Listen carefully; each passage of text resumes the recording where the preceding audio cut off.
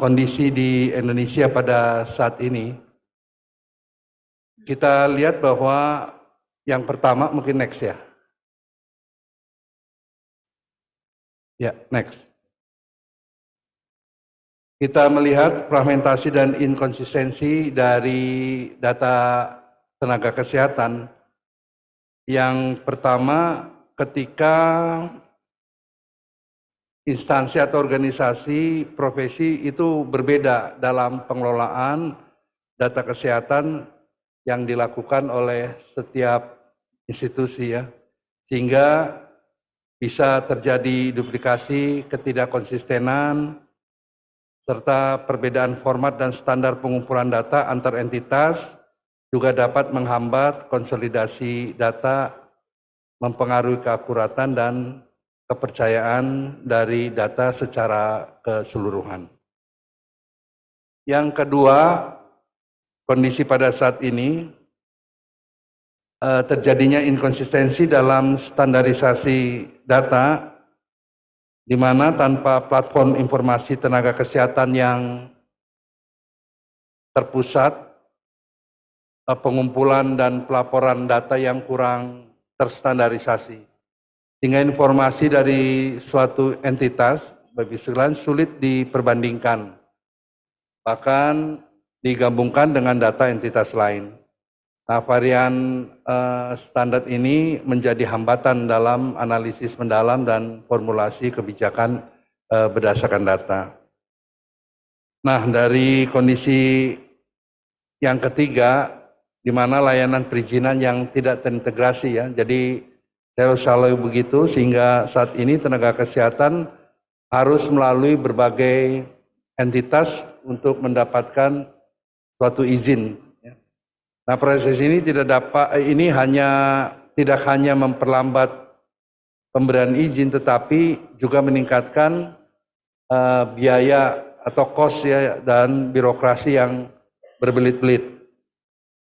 Nah, absennya sistem terpusat dapat meningkatkan risiko kesalahan administrasi atau kehilangan dokumen meningkat yang bisa menghambat tenaga kesehatan dalam memberikan layanan kepada masyarakat.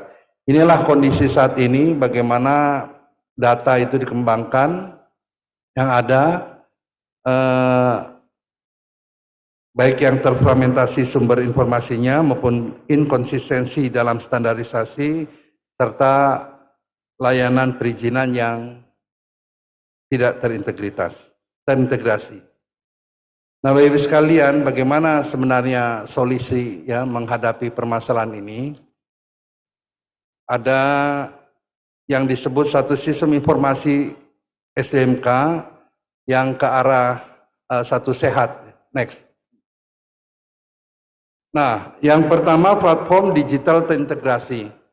Itu pengembangan platform terpadu yang menggabungkan seluruh ekosistem dan layanan pendukung tenaga kesehatan seperti Vaskes, Konsil Kesehatan, organisasi profesi, dan program terkait keprofesian, termasuk pengintegrasian proses baik pendaftaran, permohonan, dan perpanjangan aplikasi atau perizinan.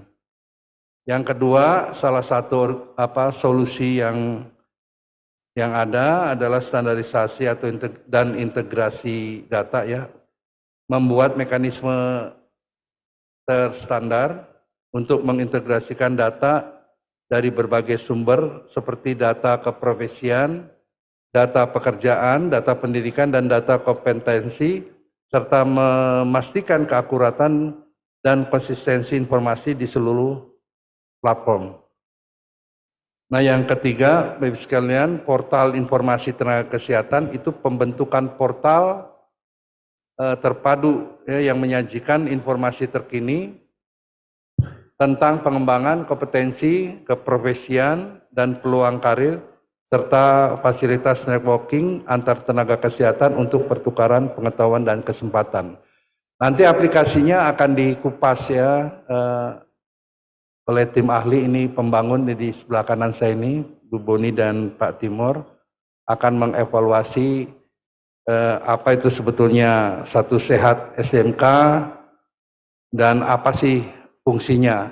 Ya, nanti mungkin dicoba sekaligus aplikasi itu apakah memang benar ya minimal mengatasi permasalahan yang saya sebutkan di atas.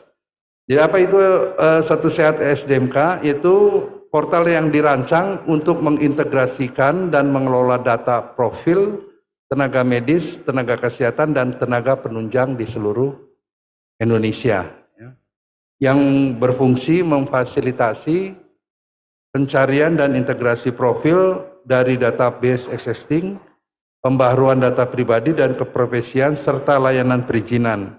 Jadi Bapak-Ibu sekalian, pada tahap awal salah satu layanan yang dapat dipergunakan adalah perpanjangan STR seumur hidup. Itu ya yang mungkin Bapak Ibu banyak bertanya kurang lebih mekanismenya seperti apa dan apa hubungannya dengan Satu Sehat SDMK. Nah, untuk selanjutnya mungkin kita berbagi ya, ada Pak Timur, ada Bu Boni terkait dengan target penggunaan Satu Sehat itu seperti apa, juga arsitektur sistem informasinya seperti apa, sehingga nanti Bapak Ibu sekalian bisa memahami pengolahan data yang terintegrasi itu seperti apa.